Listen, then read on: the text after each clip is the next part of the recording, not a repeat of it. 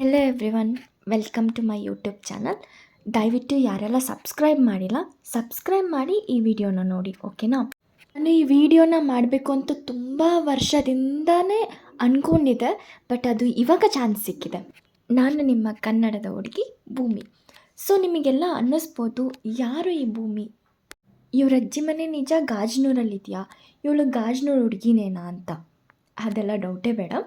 So ಹೌದು, ನಾನು ನಮ್ಮ ಎಲ್ಲರ ಪ್ರೀತಿ ಮನಮೆಚ್ಚಿದ ಅನ್ನೋರು ಹುಟ್ಟಿದ್ದೂರು ಗಾಜನೂರಲ್ಲಿ ಹುಟ್ಟಿ ಬೆಳೆದಿರೋ ಅಂಥ ಹುಡುಗಿ. ನೋಡಿ, ಈ ರೋಡ್ ಕಾಣಿಸ್ತಾ ಇದೆ ಅಲ್ವಾ? ಈ ರೋಡಿಂದ ಹೋದರೆ ಅನ್ನೋರು ಹುಟ್ಟಿ ಬೆಳೆದಿರೋವಂಥ ಮನೆ, ಅಂದರೆ 120 ವರ್ಷ ಹಿಂದೆ ಕಟ್ಟಿರೋವಂಥ ಮನೆ ಸಿಗುತ್ತೆ. ಇದು ನಮ್ಮ ಅಜ್ಜಿ ಮನೆ.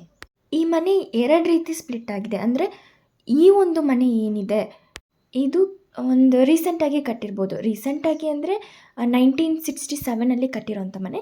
ಅದಕ್ಕಿಂತ ಇದು ಹಿಂದೆ ಕಟ್ಟಿರೋ ಮನೆ, ಅಂದರೆ ಡಾಕ್ಟರ್ ರಾಜ್ಕುಮಾರ್ ಅವರು ಹುಟ್ಟಿದಾಗ ಕಟ್ಟಿದ್ರಲ್ಲ, ಆ ಮನೆ ಕಟ್ಟಿರೋ ಮನೆ.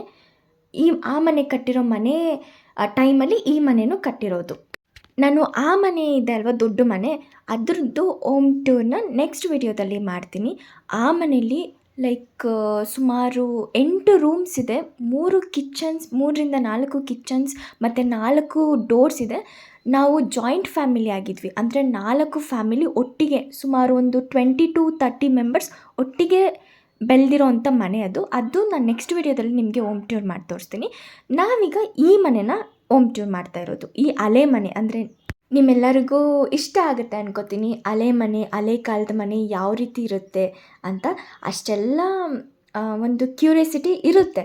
ಬಟ್ ಹಳೆ ಮನೆ ಅಂದರೆ ತೊಟ್ಟಿ ಮನೆ, ಎಲ್ಲರೂ ಕಟ್ಟೋದೇ ತೊಟ್ಟಿ ಮನೆ ಅಲ್ವಾ? ಆ ತೊಟ್ಟಿ ಮನೆ ಅಂದ್ರೂ ನಮಗೊಂದು ಎಕ್ಸೈಟ್ಮೆಂಟ್ ಇರುತ್ತೆ, ಯಾವ ರೀತಿ ಎಲ್ಲ ಆಟ ಆಡಿಕೊಂಡು ಬೆಳೆದಿರುತ್ತೀವಿ ಅಲ್ವಾ? ಸೊ ಈ ಮನೇಲಿ ಹಳೆ ಕಾಲದ ವಸ್ತುಗಳೆಲ್ಲ ಸ್ವಲ್ಪ ಇದೆ, ಅದನ್ನು ನಾನು ನಿಮ್ಗೆ ತೋರಿಸ್ತೀನಿ. ಅದ್ರ ಬಗ್ಗೆನೂ ಕಥೆಗಳಿವೆ, ಅಂದರೆ ಒಂದು ಸ್ಟೋರಿ ಇದೆ ಅದು ಬಿಹೈಂಡ್, ಅದನ್ನು ನಾನು ನಿಮಗೆ ಹೇಳ್ತೀನಿ, ಓಕೆನಾ?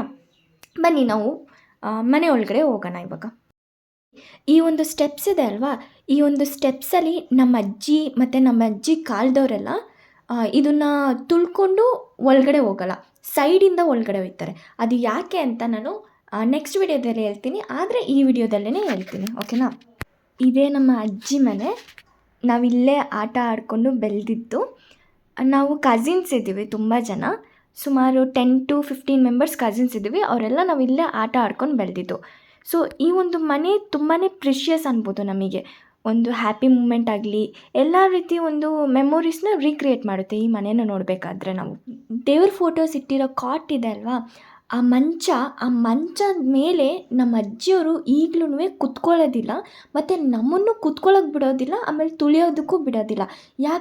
ಯಾಕೆ ಅಂದರೆ ಹಳೇ ಕಾಲ ಇದು. ಈ ಮಂಚ ಬಂದು ಸುಮಾರು 120 ವರ್ಷದ ಹಿಂದೆಯಿಂದ ಇಲ್ಲೇ ಇರೋದಂತೆ ಈ ಮಂಚದ ಮೇಲೆ ಗುರುಗಳು, ಅಂದರೆ ಪೇಸಿಂಗೇಶ್ವರ ಅಂತ ಅವರು ಕುತ್ಕೊಂಡು ಜಪ ಮಾಡ್ತಾಯಿದ್ರು ಅನ್ನೋದೊಂದು ಬಿಲೀಫ್ ನಮ್ಮ ಅಜ್ಜಿಯವರು ನಮಗೆ ಹೇಳ್ತಾರೆ. ಸೊ ನಾವು ಆ ಕಟ್ಲೆ, ಅಂದರೆ ಆ ಮಂಚ ಏನಿದೆ ಅದನ್ನು ನಾವು ತುಳಿಯೋದಕ್ಕೂ ಹೋಗಲ್ಲ, ಮತ್ತು ಅದ್ರ ಮೇಲೆ ಕೂರೋಕ್ಕೂ ಹೋಗಲ್ಲ.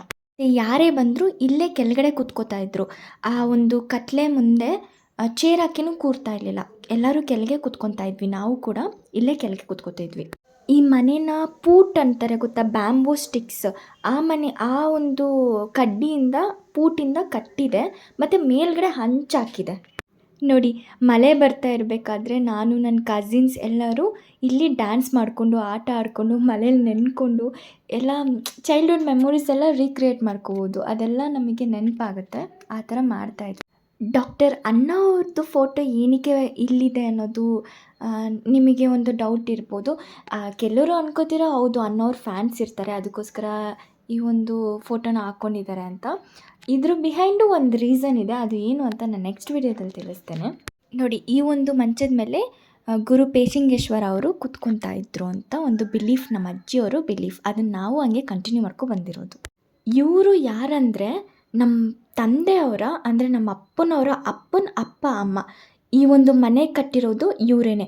4 ಜನರೇಷನ್, ಅಂದರೆ ನಾನು 4ನೇ ಜನರೇಷನ್ ಅವಳು ಈ ಒಂದು ಮನೇಲಿ ಹುಟ್ಟಿ ಬೆಳ್ಕೊಂಡು ಬಂದಿರೋದು. ಇವರು ನಮ್ಮ ಚಿಕ್ಕಪ್ಪ ಅಣ್ಣವ್ರ ಜೊತೆ ಫೋಟೋ ತಕ್ಕೊಂಡಿದ್ದಾರೆ. ಇವರೇ ನಮ್ಮ ಅಜ್ಜಿ ಮತ್ತು ನಮ್ಮ ತಾತ. ಇವಾಗ ಇದ್ದಾರೆ, ಆದರೆ ಇವ್ರನ್ನೂ ಕೂಡ ನಾನು ಇಂಟರ್ವ್ಯೂ ಮಾಡಿಸ್ತೀನಿ, ಒಮ್ಮೆ ಮಾತಾಡಿಸ್ತೀನಿ. ಸೊ ಇದೇ ನೋಡಿ ನಮ್ಮ ಅಜ್ಜಿನ ಮನೆ, ಆ ಕಾಲದ ಮನೆ ಈ ಥರನೇ ಇರುತ್ತೆ. ನಾನು ಹೇಳಿದೆ ಅಲ್ವಾ ಹಳೆ ಕಾಲದ ವಸ್ತುಗಳು ಸ್ವಲ್ಪ ಇದೆ ಅಂತ. ಅದು ಸ್ವಲ್ಪ ಇದೆ, ಅದು ಎಲ್ಲೆಲ್ಲೋ ನಮ್ಮ ಅಜ್ಜಿಯವ್ರು ಎತ್ತಿಕ್ಕಿದ್ದಾರೆ. ಬಟ್ ಈ ಒಂದು ಪೆಟ್ಟಾರಿ ಅಂದರೆ ನಾವು ಪೆಟಾರಿ ಅಂತ ಕರಿತೀವಿ. ಇದು ಕೂಡ 120 ವರ್ಷ ಹಿಂದೆ ಮಾಡಿಸಿ ನಮ್ಮ ತಾತ ಅವರ ತಾತ ಏನಿದ್ದಾರೆ, ನಮ್ಮ ತಾತ ಅವರ ತಂದೆ ಈ ಮನೆ ಕಟ್ಟಿದ್ರು ಅಂದಲ್ಲ, ಅವರು ಮಾಡಿಸಿಕ್ಕಿದ್ದಿದ್ದು. ಏನಕ್ಕೆ ಮಾಡಿಸಿಕ್ಕಿದ್ದಿತ್ತು ಅಂದರೆ ಈ ಒಂದು ಪೆಟಾರಿಲಿ ಅಷ್ಟು ಈ ಪೆಟಾರಿ ತುಂಬ ದುಡ್ಡು ಮತ್ತು ಚಿಲ್ಲರೆ ಕಾಸು ಹಣ ಎಲ್ಲನೂ ಇಡ್ತಾಯಿದ್ರಂತೆ. ಏನು ಅನ್ಬೋದು ಅಂದರೆ ಇವಾಗೊಂದು ಟ್ರೆಂಡಿಂಗ್ ವೀಡಿಯೋಸ್ ಬರ್ತಾ ಇದೆ ಅಲ್ವಾ, ಆ ಕಾಲದಲ್ಲಿ ನಮ್ಮ ತಾತವರು ನಮ್ಮ ತೋಟನ 50 ರೂಪಾಯಿ 100 ರೂಪಾಯಿ ಮಾರದೆ ಹೋಗಿದ್ದಿದ್ರೆ, ಅದನ್ನು ಸೇಲ್ ಮಾಡದೆ ಹೋಗಿದ್ದಿದ್ರೆ, ಈ ಕಾಲದಲ್ಲಿ ನಾವು ಕೋಟಿ ಅಧಿಪತಿ ಆಗ್ತಾ ಇದ್ವಿ ಅಂತ. ಅದೇ ಕತೆ ಆಗಿರೋದು. ಈಗ ನೋಡಿ ಈ ಪೆಟಾರಿ ಖಾಲಿ ಇದೆ, ನಾವು ಸುಮ್ಮನೆ ನಮ್ಮದು ವೇಸ್ಟ್ ಥಿಂಗ್ಸ್ ಅಂದರೆ ನಮ್ಮದು ಏನೇನಿದೆ ಅದನ್ನು ಇಟ್ಕೊಂಡಿದ್ದೀವಿ ಅಷ್ಟೇ. ಈ ವಿಡಿಯೋ ಸ್ಟಾರ್ಟಿಂಗಲ್ಲಿ ಹೇಳಿದೆ ಅಲ್ವಾ, ಈ ಒಂದು ಸ್ಟೆಪ್ಸ್ ಮೇಲೆ ನಮ್ಮ ಅಜ್ಜಿಯವರು ವಾಕ್ ಮಾಡೋದಿಲ್ಲ, ಸೈಡಿಂದ ಹೋಗ್ತಾರೆ ಅಂತ. ಸೊ ನಾನು ಪೇಶಿಂಗೇಶ್ವರ ಅಂತ ಏನು ಹೇಳಿದೆ ಗುರುಗಳು, ಅವರು ನಡೀತಾ ಇದ್ದಿದ್ದು ಜಾಗ ಇದು. ಮತ್ತು ಅವರು ಶಿಷ್ಯರು ಅವರೆಲ್ಲ ಇಲ್ಲೇ ಕೂತ್ಕೊಂಡು ಜಪ ಮಾಡ್ತಾ ಇದ್ರಂತೆ. ಮತ್ತು ರೀಸೆಂಟ್ ಆಗಲ್ಲ, ಒಂದು 10-20 ವರ್ಷದ ಹಿಂದೆ ನಮ್ಮ ಅಜ್ಜಿ ಕಣ್ಣಿಗೂ ಕೂಡ ಒಂದು ದೊಡ್ಡ ಒಂದು ದೊಡ್ಡ ಕಾಳಿಂಗ ಸರ್ಪ ಹಾವಿದೆ ಅಲ್ವಾ, ಲೈಕ್ ಕಿಂಗ್ ಕೋಬ್ರಾ, ಅದು ಕೂಡ ಇಲ್ಲೇ ಸುತ್ತಕೊಂಡು ಮಲಗಿತ್ತು ಈ ಒಂದು ಸ್ಟೆಪ್ಸ್ ಮೇಲೆ. ಅದು ಕಾಣಿಸ್ಕೊಂಡಿದೆ. ಅದಕ್ಕೋಸ್ಕರ ನಾವು ಈ ಒಂದು ಸ್ಟೆಪ್ ಮೇಲೆ ನಡಿಬಾರ್ದು ಅಂತ ನಮ್ಮ ಅಜ್ಜಿಯವ್ರು ಹೇಳ್ತಾರೆ. ಅವ್ರ ಬಿಲೀಫ್ ಅದು.